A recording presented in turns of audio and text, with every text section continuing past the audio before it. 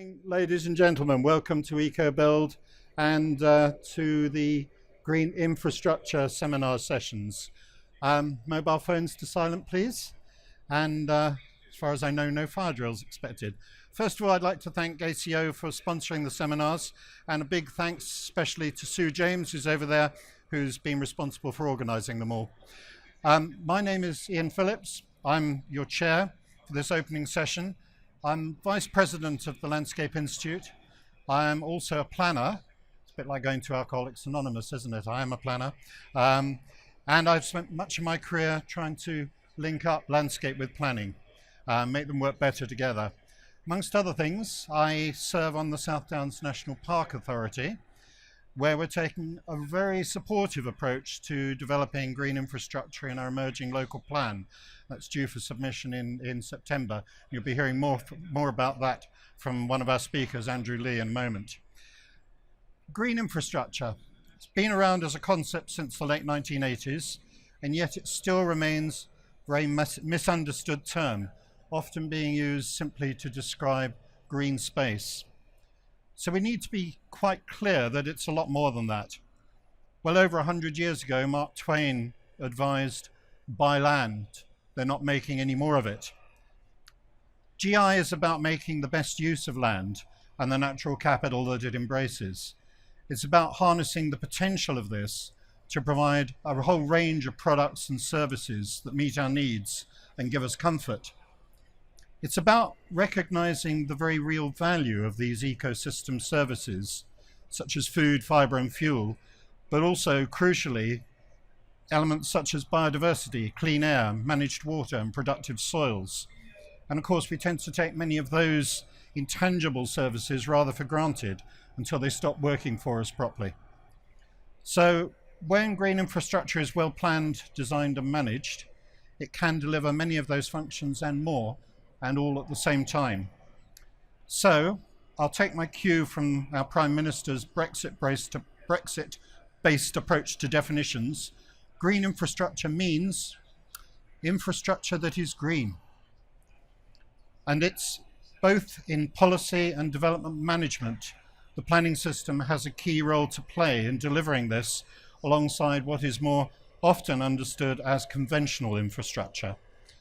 Our speakers this morning have a wealth of practical experience in promoting GI through planning. I look forward to hearing their stories, and I hope so will you, and we'll have an opportunity for a panel session after we've heard from each of them. So our first speaker is Simon Hicks, who's an urban planner at Foster & Partners.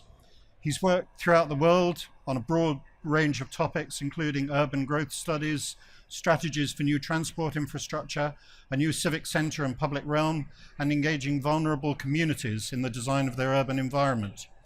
Prior to getting his master's in planning at the LSE, he was awarded a degree in architecture at Sheffield. He's therefore very usefully able to apply some solid design skills and experience to inform good planning. Simon, would you like to come on up? Hello, I am Simon Hicks. I'm an urban planner at Foster & Partners, and this is Peter, the succulent. And Peter and the succulent will make another appearance later on today, but for the time being, consider him a mascot of my talk about green infrastructure at the heart of urban planning. And I want to kind of really document my own personal story and how it relates to the way that green infrastructure is changing. In particular, I want to look at the kind of public dimension, the public delivery of green infrastructure, the private delivery of green infrastructure, and the community delivery of green infrastructure in the future. And my story begins here. I just moved to London and I was kind of missing the green space of my former town of Sheffield. And I joined a community gardening group in Bassett Street, Kentish Town. And this kind of really taught me about the benefits of green infrastructure. They're not just about green things, it's about people as well. It's about bringing people together, it's about education, and it's about social cohesion. And we can kind of see that the benefits of green infrastructure, whether they be related to water, flood mitigation, they could be mental well-being, physical well-being, climate change, of course. There's a big web of benefits, basically. And I want to say also that green infrastructure has always been at the heart of urban planning in the UK. We truly do stand on the shoulders of giants in terms of British planning policy. People like Octavia Hill, who founded the National Trust and saved Hampstead Heath from development. People like Ebenezer Howard, whose Garden City ideas have influenced urban planning internationally.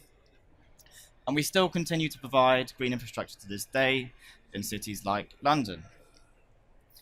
And this isn't just exclusive to London. This is Harlow and Stevenage, both with green cores at the heart of their urban structure. And it's also enshrined in our policy. In our national policy, there are at least, just from a kind of quick glance, 12 chapters which make explicit or implicit references to green infrastructure. And yeah, just to summarize, green infrastructure is at the heart of urban planning, but it's under threat in our kind of modern day and age. And of course, we are aware, or hopefully we are aware, of the potential budget deficits facing parks, the maintenance and long-term longevity of parks, and also public cuts to local authorities and public services are further scheduled to be reduced in the future. And so, as our society enters a more kind of politically and economically turmoiled age, we will rely on private firms to deliver our green infrastructure, our parks and public spaces more in the future. And this is Elephant Park in Southwark, which was delivered by Lend-Lease, or is being delivered. And I want to ask the question, can we really rely on developers to deliver green infrastructure? And I think, bit of feedback. People say that sometimes we can't.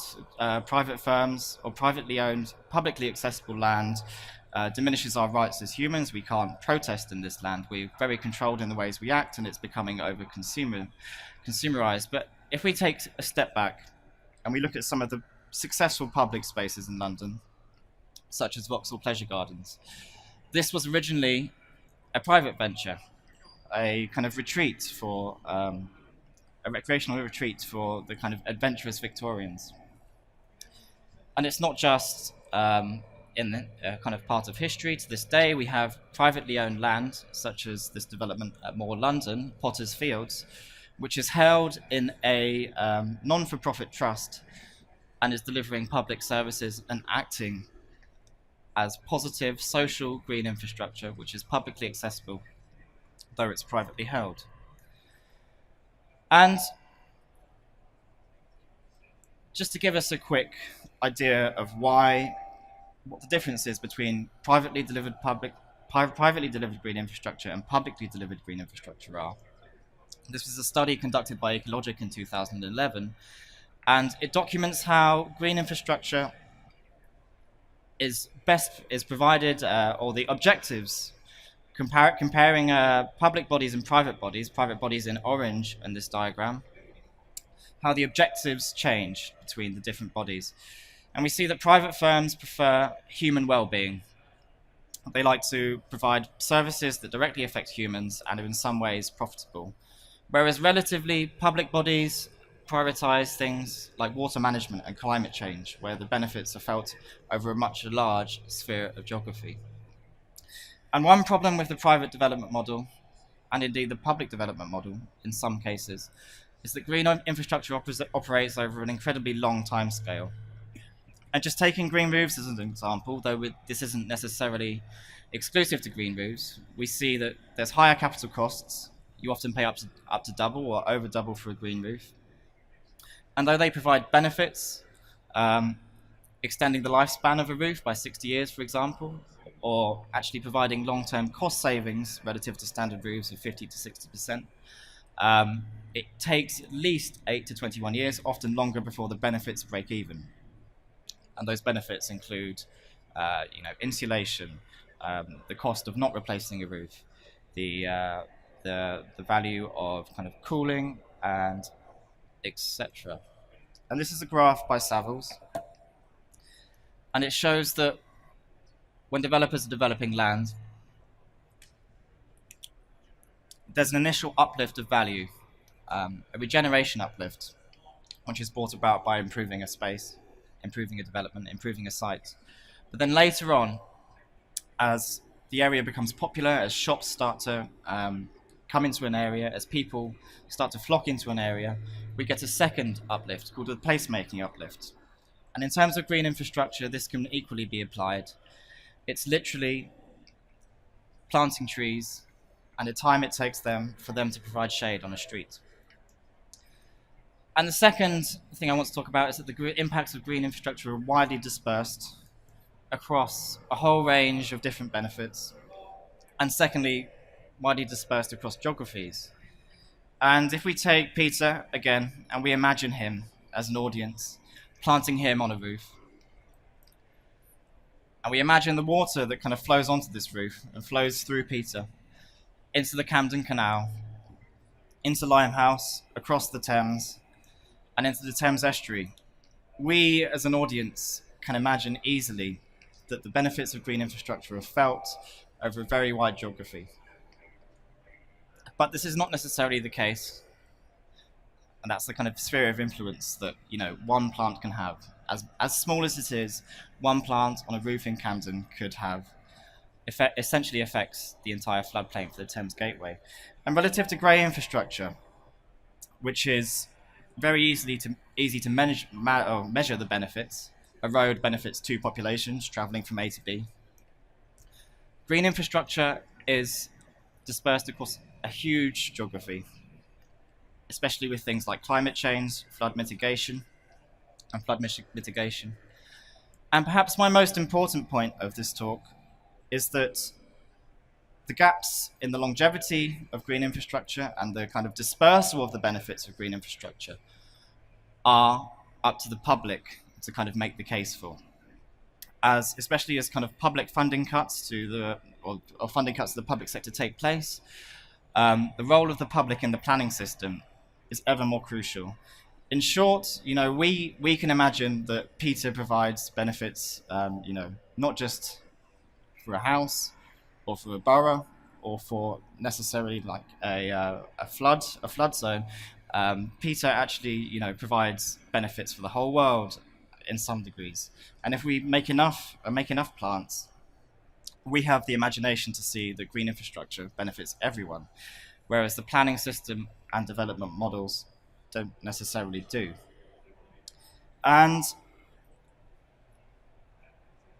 I just want to offer two ideas for how we can better integrate the planning system with members of the community and individuals. Because after all, planning applications and public plan consultations will often be strongly influenced by a small community group or a kind of altruistic individual who's truly looking to improve the world for the benefit of their children in the long term. And I think there are two ways we can do this. I think we can improve the instruments for integrating communities into the planning system, and also improve the ways that infrastructure is valued and understood and dispersed. In other words, improving the evidence base. And partnerships have proved successful in the past. This is a joint publicly and privately owned land at King's Cross, developed by Argent, which delivers 40% green infrastructure across its master plan.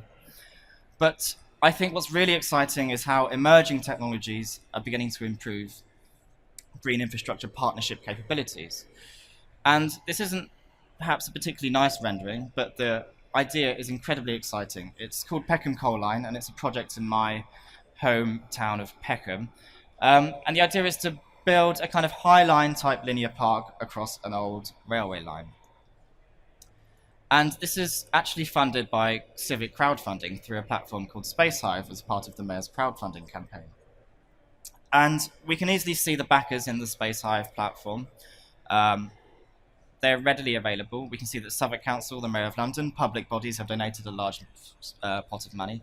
Sustrans, a kind of charity, and then Barker Lanham, a private kind of placemaking company. But the majority of kind of backers came from the community.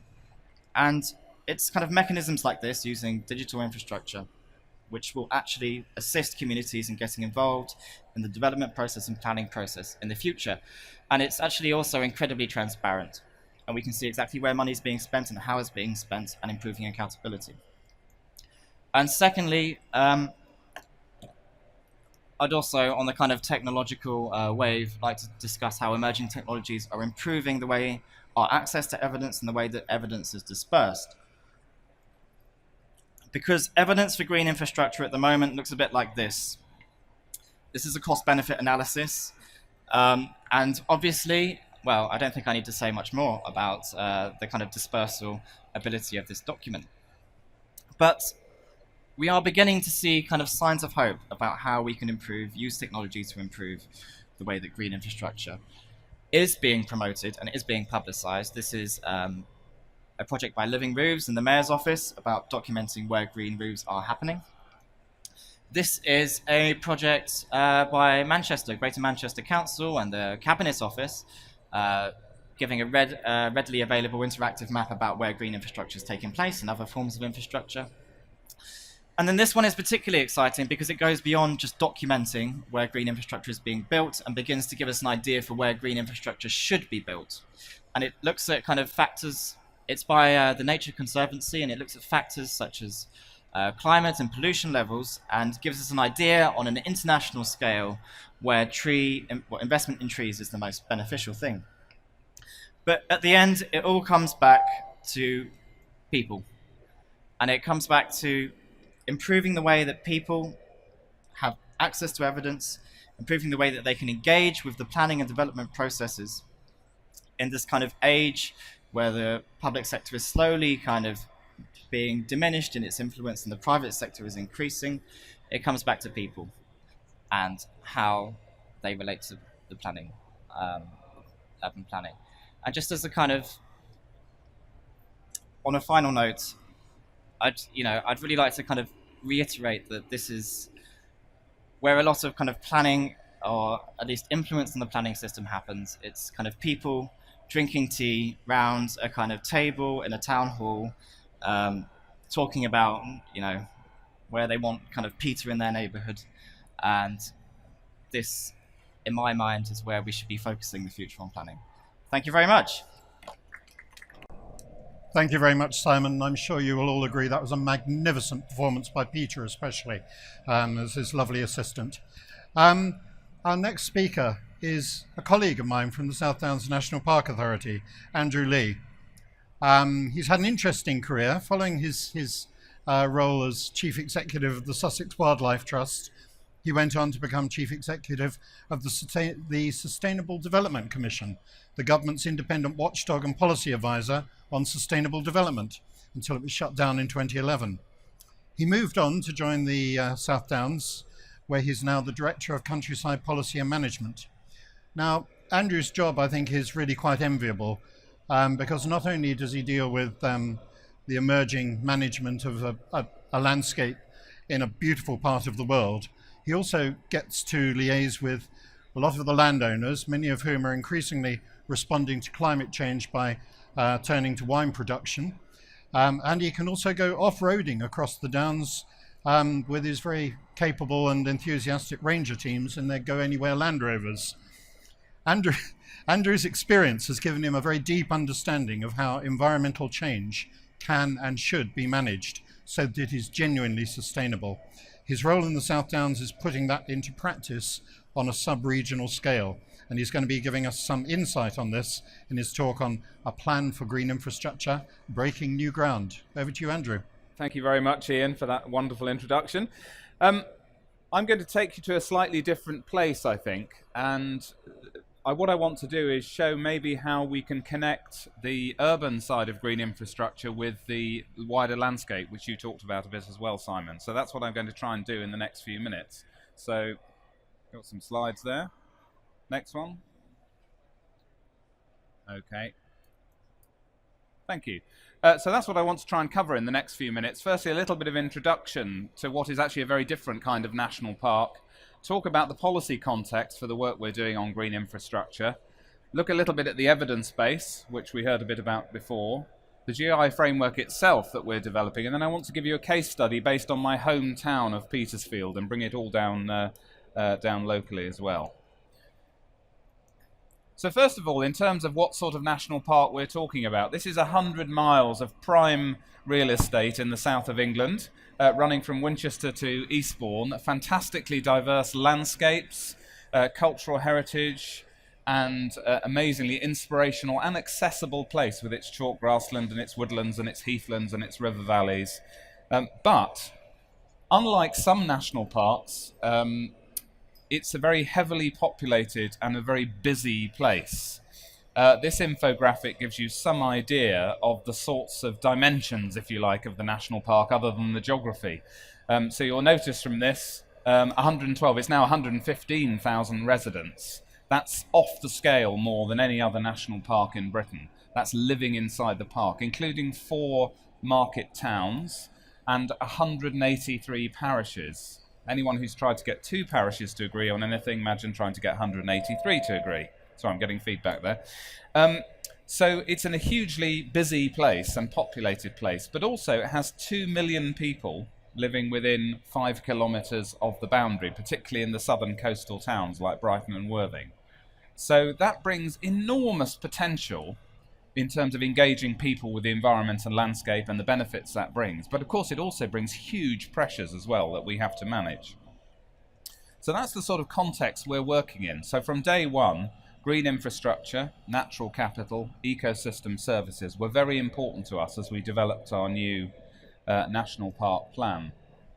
So I want to say a little bit about the policy context behind this and how we manage that, if you like. So on the one hand, we've got national drivers. We were hearing about the National Planning Policy Framework. I don't need to repeat that, but obviously there's a lot of hooks in there in terms of green infrastructure and natural capital. And we also have a vision and circular for national parks, which is a DEFRA document that sets out the role it sees national parks fulfilling in terms of their purposes, landscape and people, and also their duty to their local communities. And of course there are lots of other pieces of the national policy jigsaw as well, like the Natural Capital Committee's reports on valuing natural capital, like the Natural Environment White Paper. So there are plenty of hooks there. There are plenty of bits of national policy telling us we should be moving in this direction. And of course we have to translate that all locally. So in the 5 years since we were set up, we also had to build our own policy framework. And we started off on the bottom left there by actually putting together an audit of what we had in the national park, an evidence base, which relates to our green infrastructure work and lots of other things, and I'll mention a bit more about that in a minute. We put together a partnership management plan working with many, many different organisations that set out long-term vision and outcomes for the national park, which include green infrastructure and natural capital investment. And now we're embarking on the third part of that triptych in the bottom, which Ian is very involved with, and also my colleague Doug Jones over here, who's in the audience, which is developing our local plan. Now, local plan is an interesting name for something that covers 116,000 square kilometres. It's not really very local, is it? It's basically a sub-regional plan, is what it is. We're not allowed to mention regions now, but that's what it is, isn't it? And that local plan will be getting to the pre-submission consultation in September this year. So in all of these documents, we've tried to weave in all these ideas about green infrastructure, natural capital from day one. We had the advantage we could do that because we started very recently, so we could start as we mean to go on. So that gives some of the policy context. And I should mention as well that we want this local plan to be... Oh, by the way, I'm not a planner. I'll say that now. I'm not a planner. I should have said that at the beginning. But we want our local plan to be groundbreaking and innovative. We want to push it as far as we can in the direction of a sustainable plan with these ideas embedded without it being found unsound by an inspector. And to put that in context, we also have 50 neighbourhood plans underway in the national park. So actually the majority of our housing allocation in the local plan will come not through, if you like, top down, but bottom up through neighbourhood plans. So it's a huge, huge enterprise with lots and lots of people involved from the bottom up. And we also, in case you think national parks are all about barn conversions and the odd holiday cottage, we have some big sites. King Edward VII, former Grade 1 listed building TV hospital near Midhurst, 450 housing units. Shoreham Cement Works, big development site. The former Syngenta or ICI works over at Fernhurst.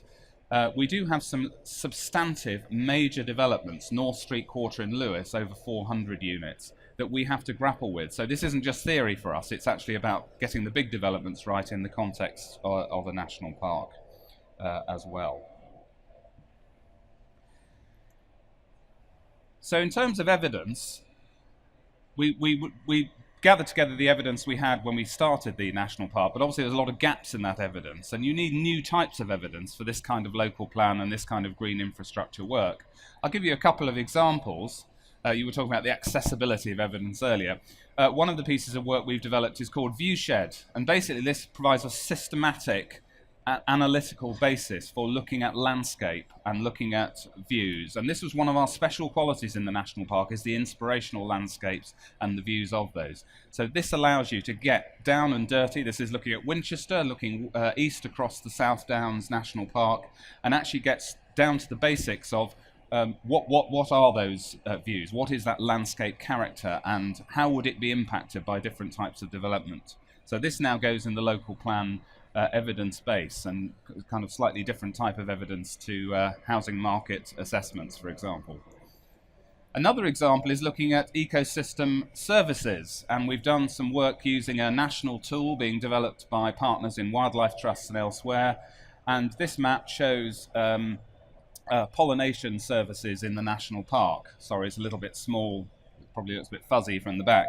But what this EcoServe work does is we've taken 8 dimensions. We've taken things like biodiversity, water, climate impacts, pollination, as I say, air quality. And for each of those, we've mapped out where the services are currently being provided, where the services are most needed, and where there's the potential to develop those services in the future, either by very well-informed planning decisions or possibly by wider countryside activity as well. So this is starting to become a very powerful tool for us. But in addition to those 2 things, we've done lots of other things. We've had volunteers out doing tranquility mapping. Does that sound good, or would anyone like to do tranquility mapping? Going out and measuring noise levels in different parts of the national park, because the tranquility was one of our special qualities. We looked, of course, at biodiversity opportunity areas where you would recreate habitat because it would link together and provide ecological corridors. We've looked at accessible natural green space inside and outside the park to see where you've got large populations next to the national park but very little accessible green space. And all of that has gone into the washing machine in terms of the local plan evidence base, but also informs our wider work. And this is perhaps a key message for me, is that it's not just about planning, it's also about the wider countryside policy work we do. So the green infrastructure framework that we're developing, that's an initiative that, again, sub-regional. We like to think big in the South Downs, so we've immediately kind of expanded our boundary right out. As you can see, the green line is the national park boundary, but the area for this GI framework covers all of the neighbouring local authorities that overlap the park, including places like Southampton and Portsmouth, which, although outside the boundary, have a huge population right next to the South Downs. So this GI framework has brought together over 40 organisations, including the local authorities, but many other organisations as well, into a working group to actually look at all of the evidence that we have about where green infrastructure is needed, where it's currently provided, and what we can do about restoring or building that green infrastructure. So it is, if you like, a plan of plans. Some of our local authorities, Winchester is a good example, already have a GI framework, which is very good. But what we're trying to do is create the larger context into which Winchester, East Hampshire, and all of these other local authorities would actually fit. So we can see how that links together. And this work also involves 3 local nature partnerships in Sussex, Hampshire, and in Surrey as well, because the area north of the park is actually in Hazelmere district. To give you some idea of what this is starting to generate, this work is still work in progress, the GI framework. It's under development. It's going to be part of the evidence linking to the local plan, and we're going to use it for other work as well.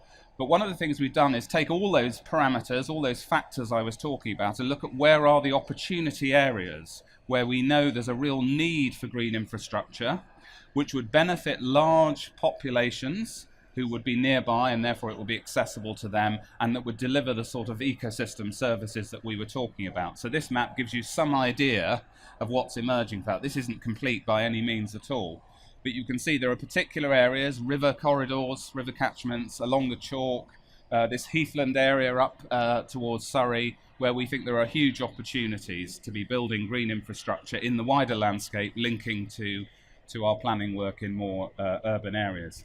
And just note, because I'm going to go on for a minute to look at a specific example. Here you have a town, market town of Petersfield, and you can see there are several of these possible green infrastructure investment areas around that town, and I'm going to actually look at those in a little bit more detail now.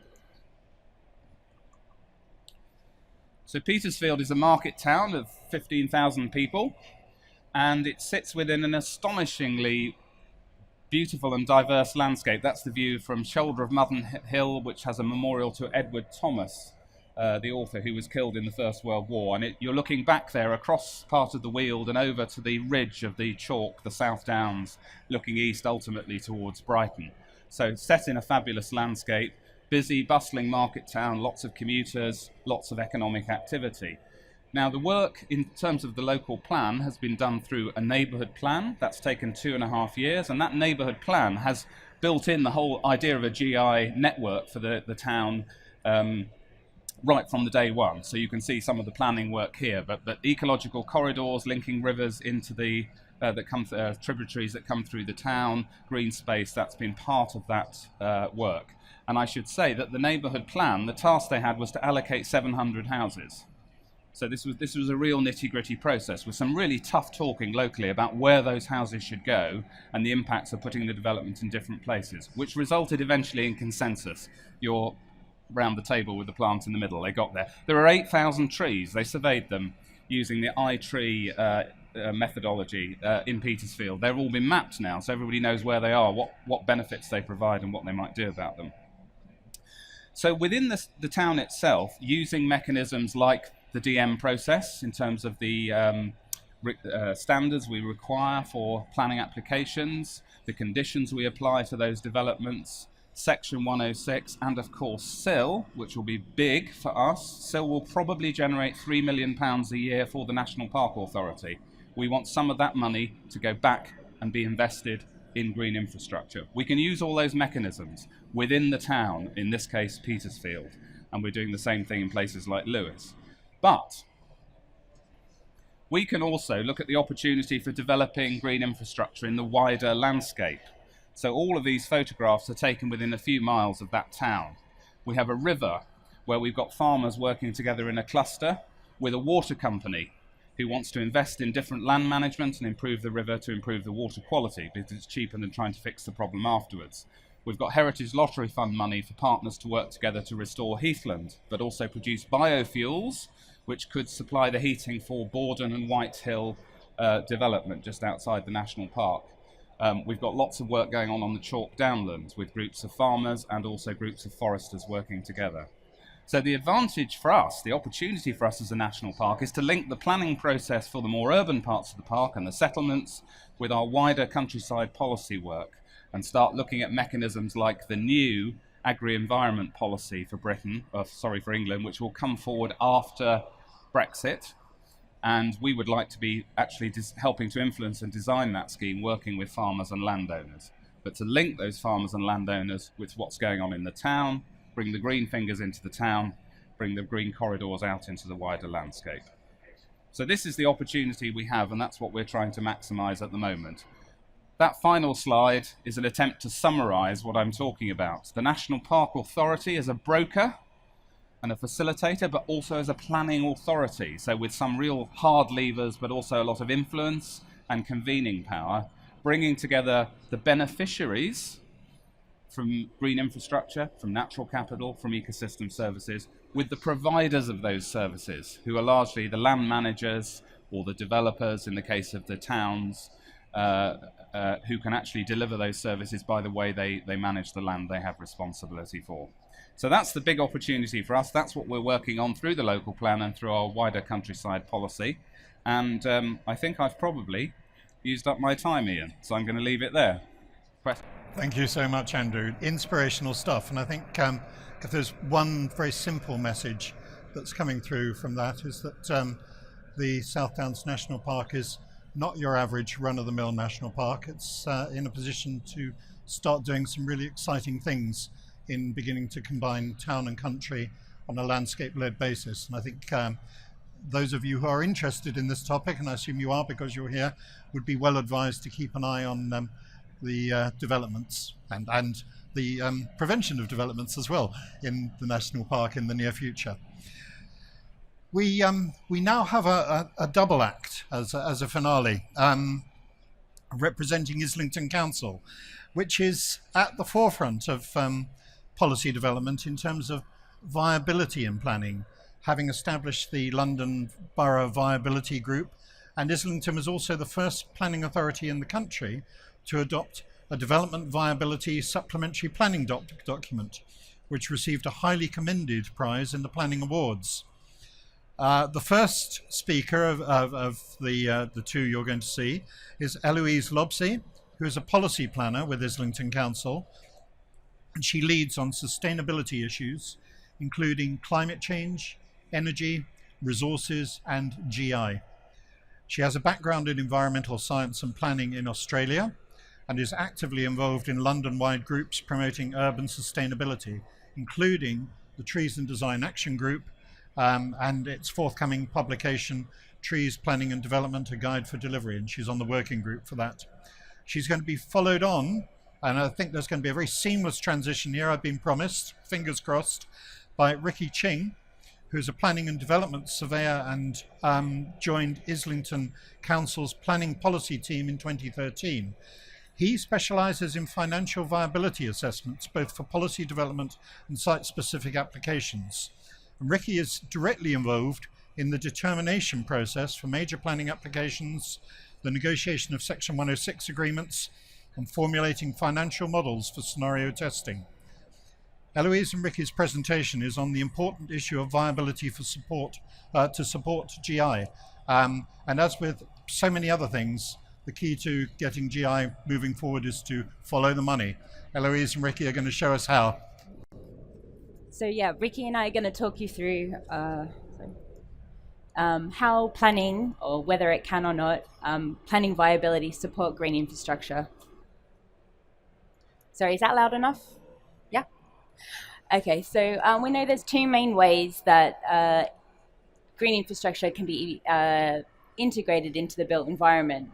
What we're here to talk about today is the planning as a potential intervention point, and how, if it can, viability support that, and how can it lead to the meeting of GI objectives. So planning can be seen as a green infrastructure driver. We've heard before that there's quite strong support at all levels of planning policy for green infrastructure. But yet we're seeing mixed success in the implementation of those policies.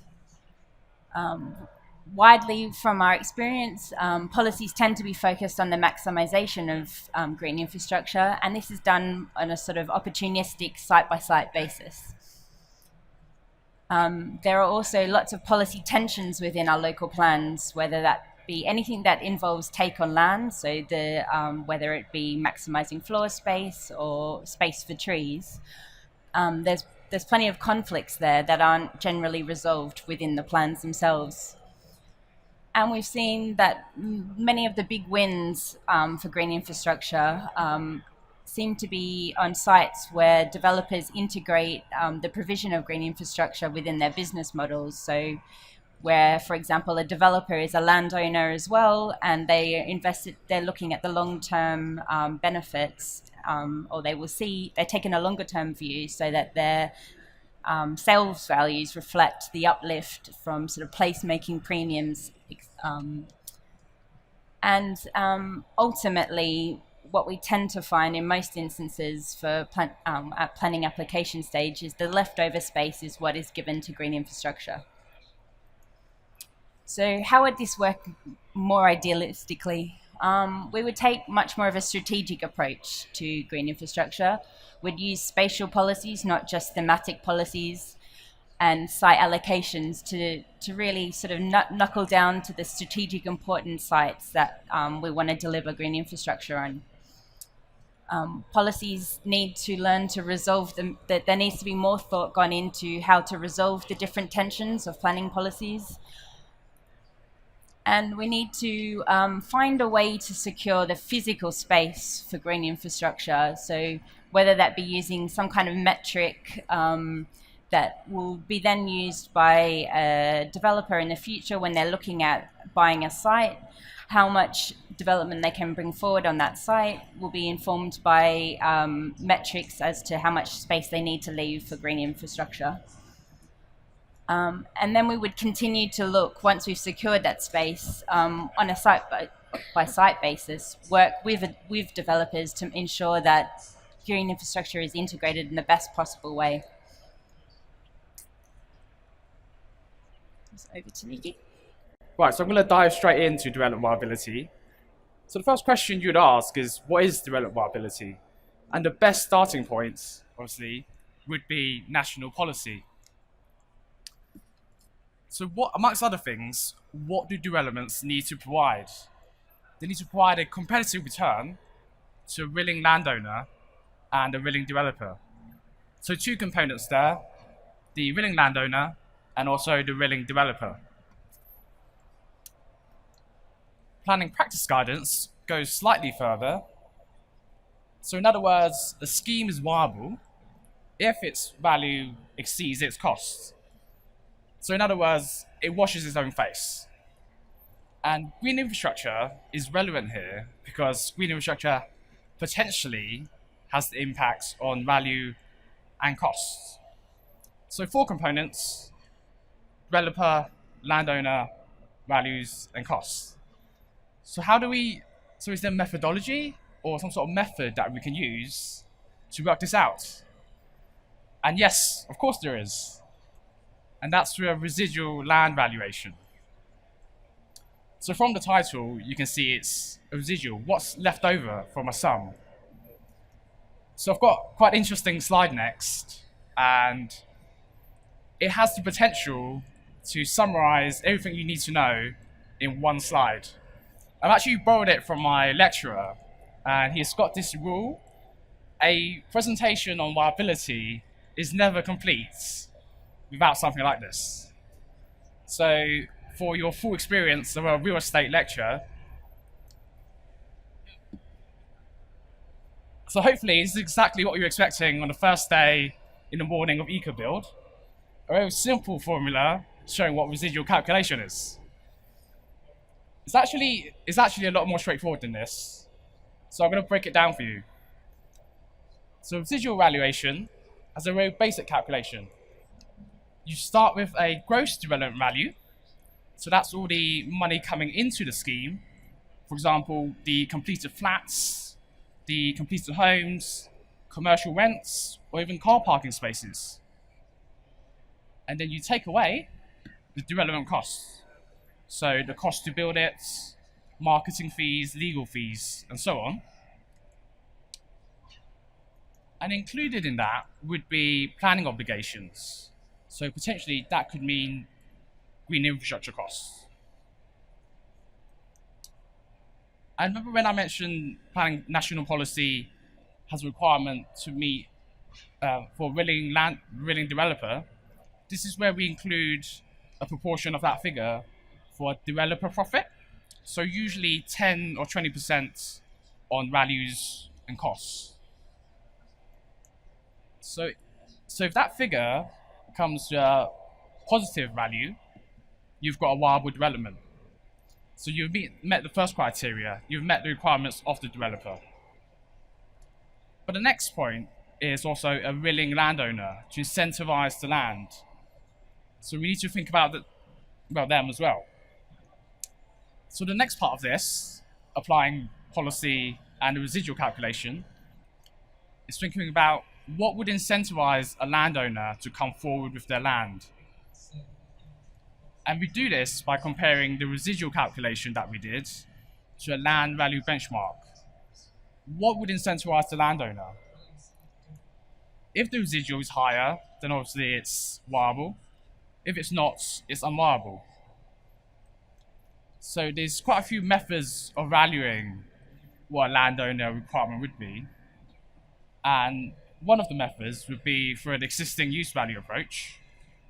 So for example, if you have 2 houses on the site, it would be the value of those 2 houses, plus a possible premium, so 10-20% on top, to incentivize the landowner to release that land. Another approach would be market value, so looking at comparable development land and the prices that's going for that, accurately adjusted, and then putting a price for the landowner. And the third approach would be alternative use value. So the example that I gave you about the 2 houses, potentially that site could have planning permission for something else, and where there's reasonable prospect of that happening, you could apply the alternative use. So, just to summarize then, to go through this again, there's 4 components: willing landowner, willing developer, cost, and values. So you see from the first chart, chart A, both of these sites are the same, so you've got the same values coming in. You've got developer profit at the top, you've got residual value at the bottom, and all the development costs, including planning obligations, in the middle. So B is unviable, because what's happened is that the development costs have increased. So for example, the planning obligations and the requirements have gone up. And that's squeezed the developer's profit, and that's also squeezed the residual value. So the developer is no longer getting a competitive return, and the landowner is no longer incentivized to sell it. So this is where we get an unviable situation, and for example, obligations would have to change back, would have to go down again until it's in a viable position. So I'll try to give you a quick overview of what viability is and how that works. But how do we fit that in, and what limitations are there for supporting green infrastructure?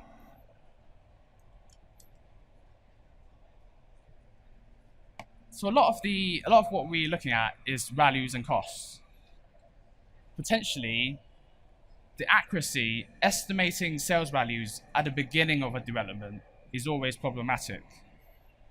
And the same goes for build costs. It's an oversimplification of that. Are we doing it too early at that design stage? Would there be enough information to come up with an accurate estimate to feed into a residual valuation?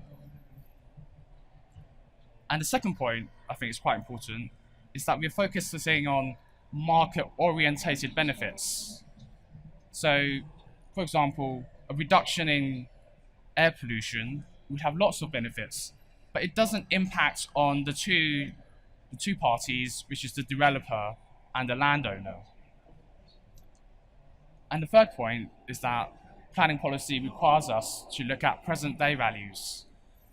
As some of my colleagues already mentioned, there might be a long-term aspect to green infrastructure which isn't captured here in a development appraisal. So in light of that, and a seamless transition back to Eloise. Thanks, Ricky. So we can see from Ricky's presentation that viability analysis in the planning system is an imperfect tool, and it fails to take account of those wider community benefits of green infrastructure and the long-term benefits of development, and just looks at a snapshot in time. So accepting those limitations and dealing with the system that we've got at the moment, we've come up with sort of ideas on the maybe a 2-stage approach to securing green infrastructure within the current planning system. The first would be making sure that you continue to embed green infrastructure into local plans and make sure you're doing it in the most effective way possible. You can do that by setting clear policy expectations which are strong and measurable. Then we need to make sure that when we're looking at whole plan viability, which is something we have to do when we take a plan through the examination process, that we integrate cost-benefit values of green infrastructure into that whole plan viability, which looks at all the policies in the whole, whether or not the plan will allow development to come forward within the given area. And then we also need to make sure that the policy expectation is used to inform development expectation.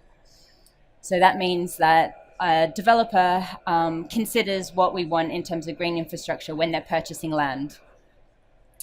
And the second stage is when you actually get down to development assessment. So this is when a planning application comes forward. And through the viability analysis process, so when Ricky gets hold of the application, he can check that the land value benchmarks have taken into account full policy requirements. So he traces it back and sees whether or not the metrics which we've put into the planning policy, hopefully, have been considered when purchasing the land, and when they've decided how much their expectation or how much development they can bring forward on that site is being informed by a fully policy compliant scheme, i.e. they've left enough space for the green infrastructure.